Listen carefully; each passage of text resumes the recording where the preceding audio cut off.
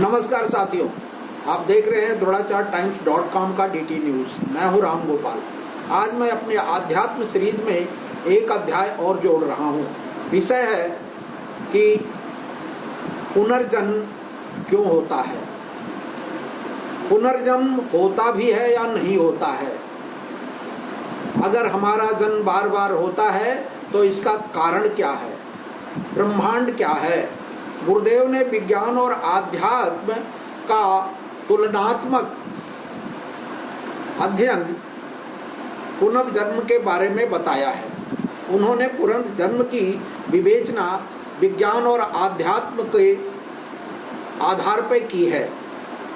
आध्यात्मिकता क्या है, प्रेम कहाँ और कैसे निर्मित होता है, संसार का प्रपंच कैसे समाप्त होता है, ब्रह्मांड क्या है, विज्ञान और आध्यात्म के बीच का अंतर्द्वंद क्या है।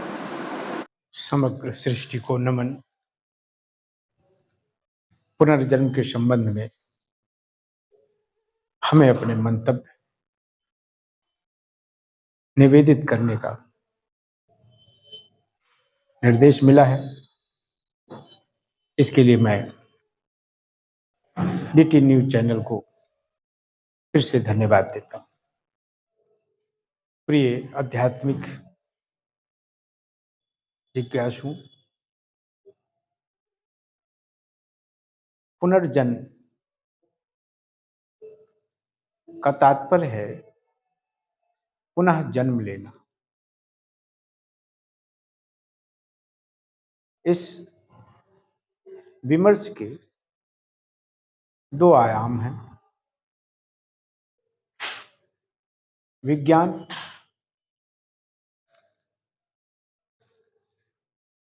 के दृष्टिकोण से प्रत्येक जीवंत बीज से ही नवीन जीवन की संभावना है, और अध्यात्म के दृष्टिकोण से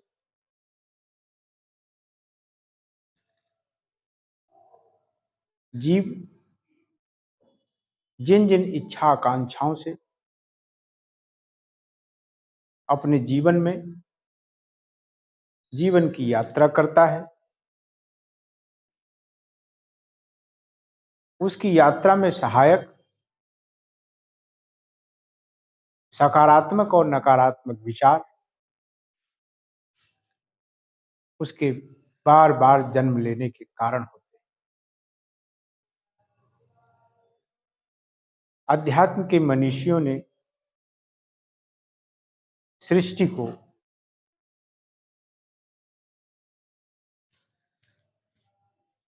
निरंतरता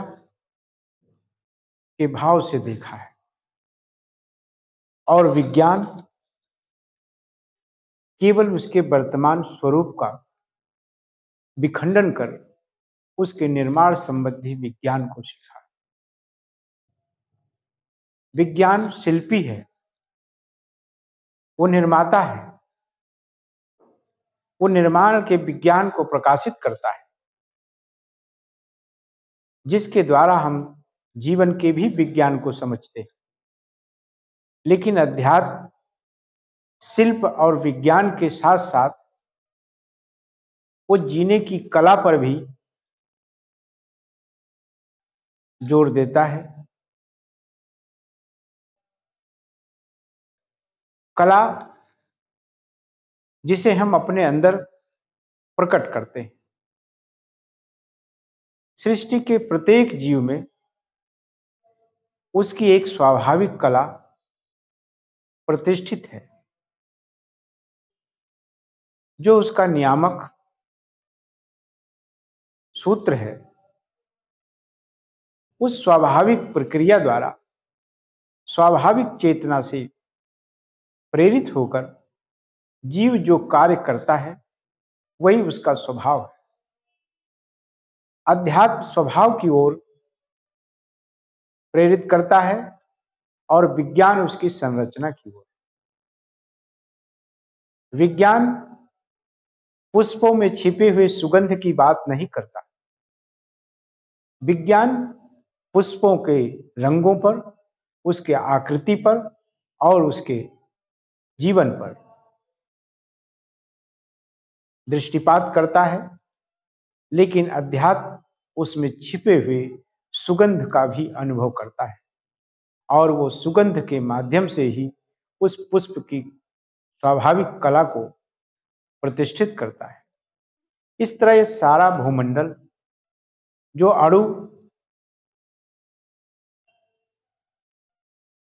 से निर्मित होकर परमाणु के रूप में विकसित होता है, इस ब्रह्मांड के स्वरूप का ज्ञान विज्ञान ने इसका विखंडन कर देखने का प्रयास किया है। आध्यात्मिक मनीषियों ने इस ब्रह्मांड को एक नैसर्गिक क्रिया के रूप में स्वीकार किया। जो नैसर्गिक क्रिया जिसकी प्रेरणा से संचालित होती है उसे आध्यात्मिक मनीषियों ने प्रकृति कहा। प्रकृति ही वो मूल सृष्टि का कारण है जिसमें प्रकृति को अस्तित्व में लाने वाला मूल तत्व जिसे मनीषियों ने परमात्मा कहा, दोनों के संयुक्त स्वरूप को ब्रह्मांड कहा है। प्रकृति और पुरुष के विस्तार का ही ये संपूर्ण ब्रह्मांड एक विराट अस्तित्व है और इस विराट अस्तित्व के कण कण में उसी परमात्मा स्वरूप प्रकृति और पुरुष का संयुक्त मिलन है, जिसके बिना किसी भी कण की परिकल्पना करना असंभव है। मनुष्य इस सृष्टि रूपी परमात्मा के मनोरम उद्यान का सर्वोत्तम प्रज्ञावान प्राणी होने के कारण इसकी अनंत यात्राएं विकास की चलती आ रही हैं। ये एक कोशीय जीव से आज 28 अरब कोशिकाओं से निर्मित अपने विग्रह को प्रत्यक्ष देख रहा है। इसके जीवन की यात्राएं जिसे विज्ञान ने एक कोशीय जीव से लेकर और आधुनिक मानव बनने तक की यात्रा के संबंध में अपने विज्ञान विकसित किए। यद्यपि उनके विज्ञान समय समय पर नई परिभाषाओं के द्वारा पुरानी गढ़ी हुई परिभाषाओं को उनकी अवहेलना कर उनसे आगे बढ़ जाया करती है, लेकिन अध्यात्म की जो प्राचीन परिभाषाएं हैं, जिनके जो सिद्धांत हैं वो अनंत हैं, शाश्वत हैं, नैसर्गिक हैं और उनमें बदलाव की संभावनाएं नहीं है। ये मनुष्य ही है जिसमें समय के साथ प्रकृति का स्वाभाविक गुण को आत्मसात करते हुए परिवर्तन की निरंतरता है। प्रत्येक क्षण मनुष्य एक नए नए भूमंडल का निर्माण करता रहता है। इसमें ब्रह्मांडीय संरचना के समान विस्तार है, इसमें सागर के समान गहराई है, इसमें जीवन की अनंत संभावनाएं हैं और इन्हीं सब संभावनाओं को समेटे हुए जो विज्ञान हमें प्रेरित करता है उसे अध्यात्म कहते हैं। मनुष्य जीवन के अतिरिक्त अन्य किसी भी प्राणी को न तो ईश्वर से कुछ लेना देना है, न संसार के किन्हीं आदर्शों से उसे कुछ लेना देना है और न ही किसी सभ्यता और संस्कृति से। लेकिन मनुष्य ने जो एक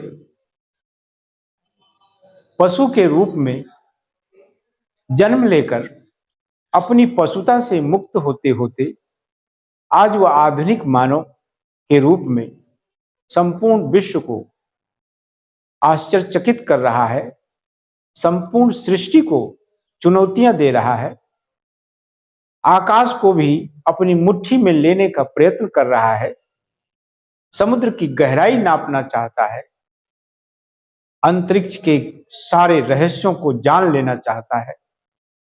इस प्रकार की उसकी चेतना अध्यात्म की ओर प्रेरित करती है। मनुष्य ने आध्यात्मिक स्तर में प्रवेश कर उसने अनुभव किया कि एक संपूर्ण मनुष्य संपूर्ण सृष्टि है। इसी को महापुरुषों ने छोटे से शब्दों में यथा ब्रह्मांडे तथा पिंडे कह करके परिभाषित किया। मनुष्य जो ब्रह्मांड में है वही इस पिंड में है, यही उसकी जिज्ञासा है। ब्रह्मांड में क्या है वो उसे संपूर्ण ब्रह्मांड में जाकर देखने के बजाय वह अपने सूक्ष्म रूपी ब्रह्मांडीय पिंड में ही देखने की इच्छा रखता है, और इसी इच्छा से प्रबल हुआ यह अध्यात्म है। अध्यात्म विज्ञान के माध्यम से मनुष्य ने पाया कि हमारा शरीर केवल एक मात्र भौतिक संरचना ही नहीं है, अपितु इस संरचना के भी कई अन्य आयाम हैं।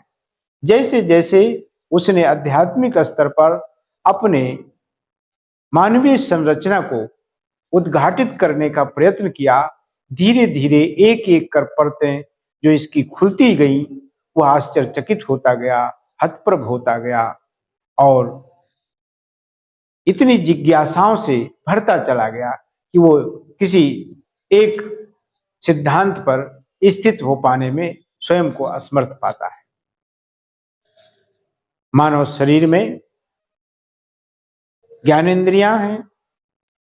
उन ज्ञानेंद्रियों से जिससे हम संसार रूपी सृष्टि को देखते हैं, समझते हैं, स्पर्श करते हैं, उनका स्वाद लेते हैं, और जो हमारे अंदर जीवंतता की चेतना है, प्राण, श्वास, इन सभी के एक एक तल हैं, और इन एक एक तलों पर वो गुजरते हुए अंत में वो उस अनुभूति के तल पर अवतरित होता है जहां उसे प्राप्त होता है कि मानव शरीर की संरचना केवल एक संरचना नहीं, यह अनंत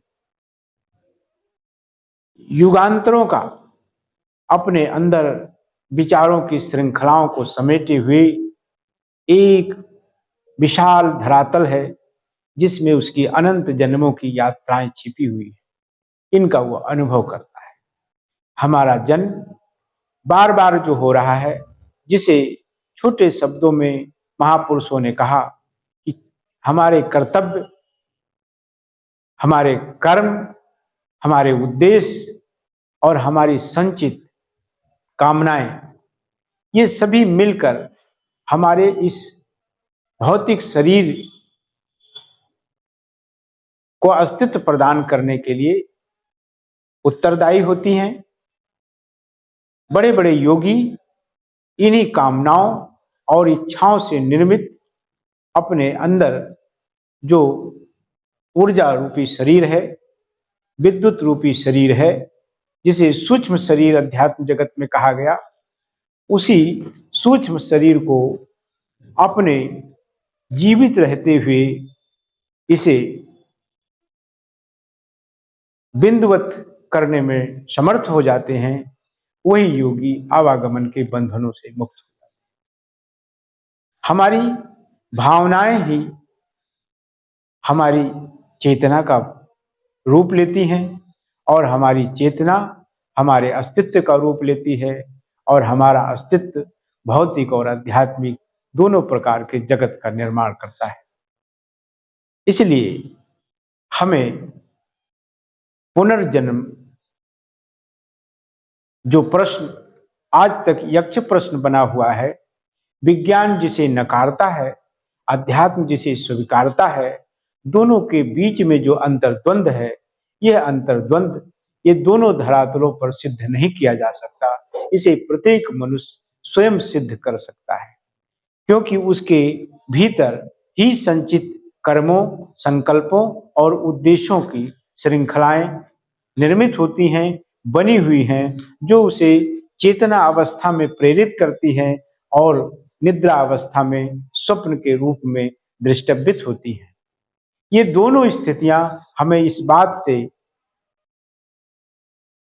सहमत करने के लिए काफी हैं कि हमारा पुनर्जन्म होता है, और यह पुनर्जन्म होने की स्थिति है जो हमारे जीवन में समय समय पर वैसी संवेदनाएं, वैसे विचार स्वतः निर्मित होते हैं जो इस बात की पुष्टि करते हैं कि हमारे जीवन में संचित कर्मों अर्थात संचित संकल्पों अर्थात संचित अनुभवों का हमारे अंदर जो समावेश समय समय पर होता है वो हमारे पूर्व संचित कर्मों का फल होता है, और उन्हीं कर्मों के फल के आधार पर ही हम उसे आज अपने वर्तमान जीवन में अनुभव करते हैं।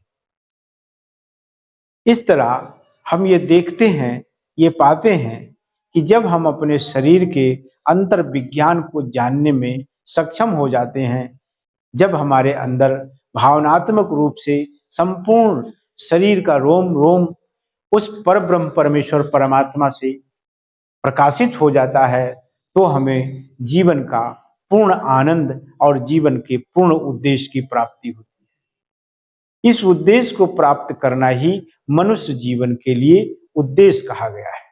मनुष्य जीवन जो सृष्टि का सर्वोत्तम प्रज्ञावान प्राणी है, उसकी सर्वोत्तमता तभी तक संभव हो सकती है जब वो स्वयं को जानकर उस सच्चित आनंद का बोध प्राप्त करे और अपने जीवन के संपूर्ण द्वंद्वों को, जो उसके जन्म जन्मांतरों की श्रृंखलाओं से आबद्ध हैं, उन समस्त प्रकार के संचित विचारों को विनष्ट कर दे। इसलिए अध्यात्म में आने के पूर्व ही शरीर के संतुलन की बात कही जाती रही।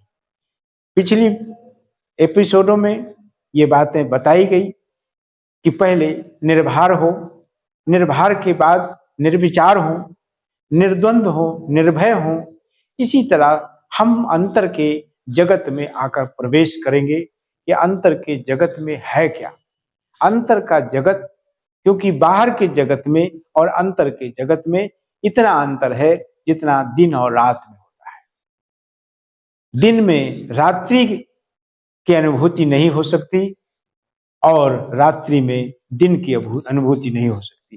केवल दोनों की आवश्यकताएं समय समय पर होती हैं और उन आवश्यकताओं की पूर्ति ही हमारे जीवन की विज्ञान को परिभाषित करती है। जीवन हम विज्ञान के द्वारा प्राप्त करेंगे, जीवन का विज्ञान भी समझ सकते हैं, उस जीवन के विज्ञान को जो हमारे अंदर चेतना का कारण है।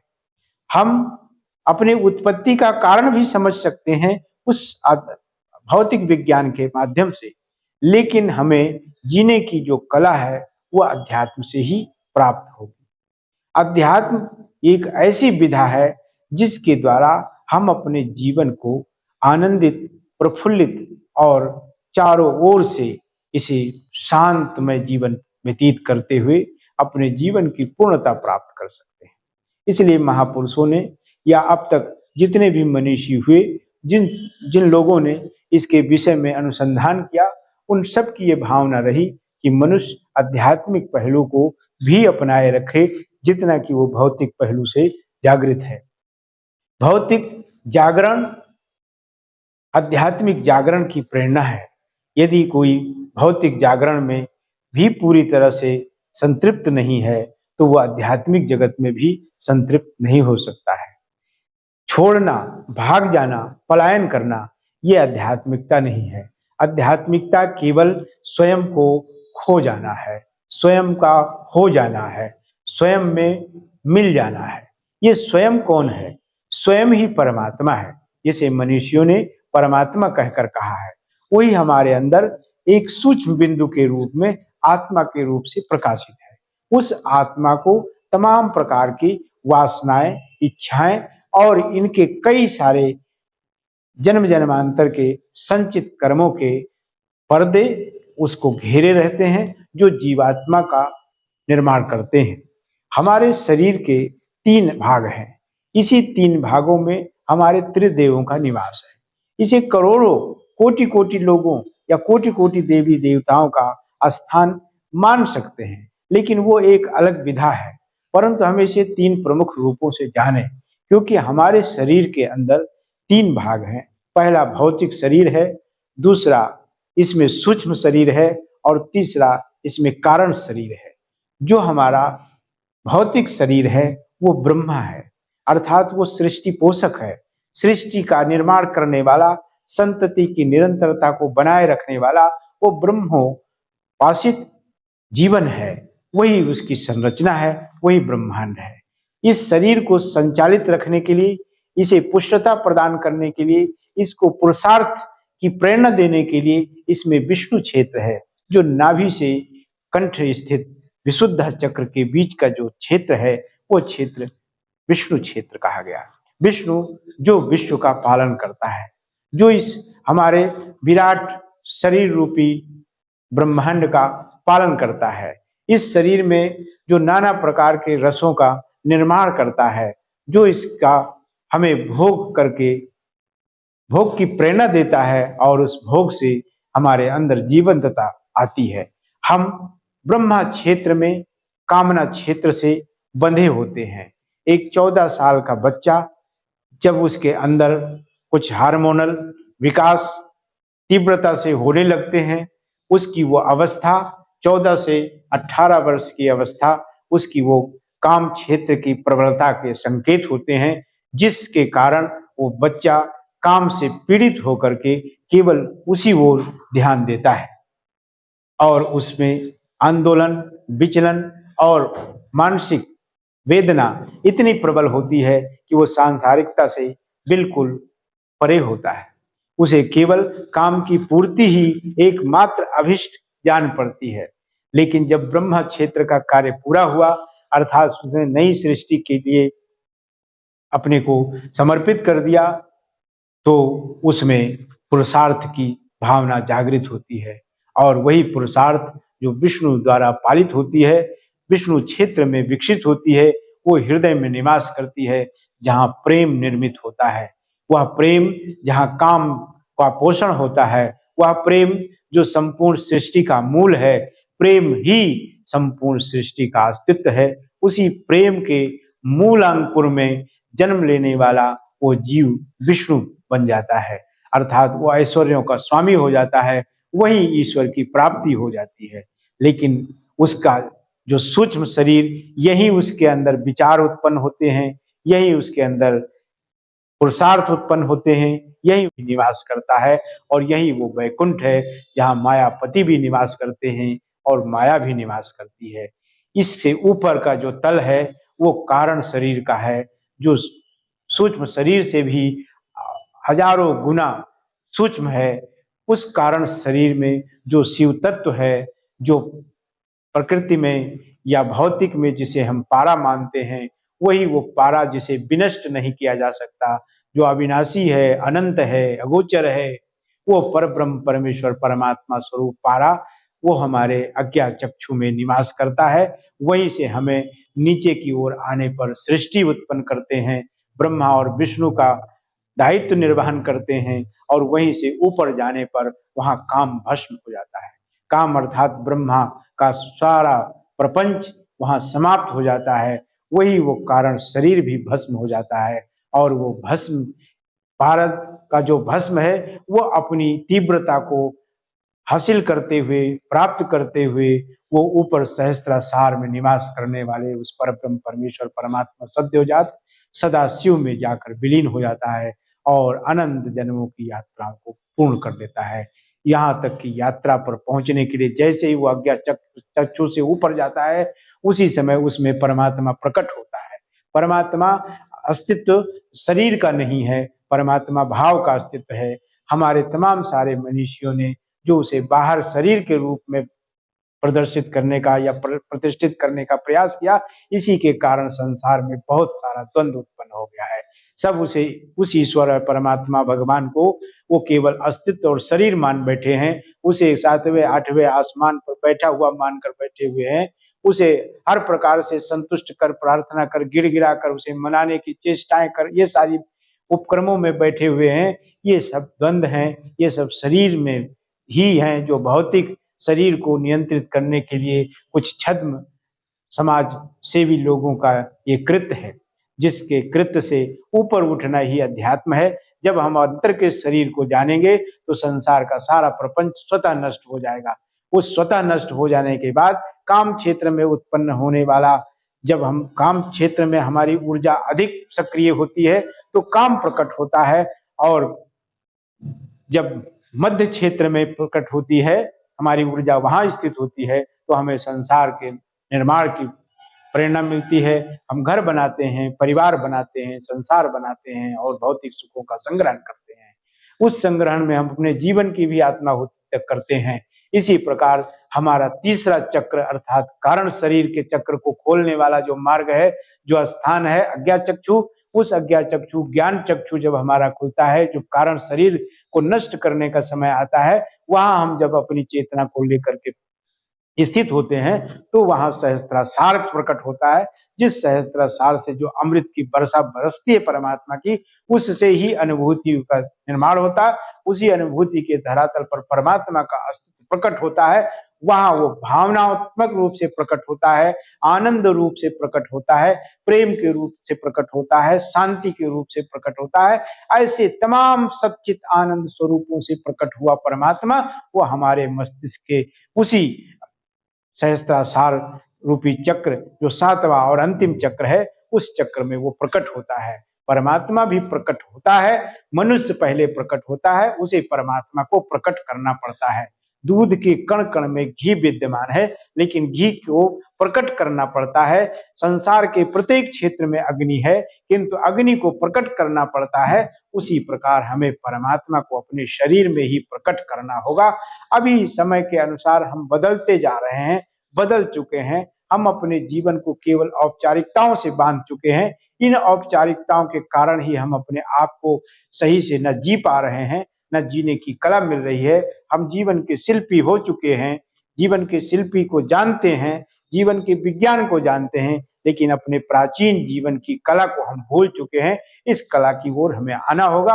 महाकाल शक्तिपीठ इसी कला की ओर प्रेरित करने के लिए और आपको जीवित मृत्यु की समाधि के साथ परमात्मा प्रकट करने की विधि आपके अंदर प्रतिष्ठित करने के लिए सदैव प्रयत्नशील है। आपका स्वागत करता है इन्हीं शब्दों के साथ। धन्यवाद।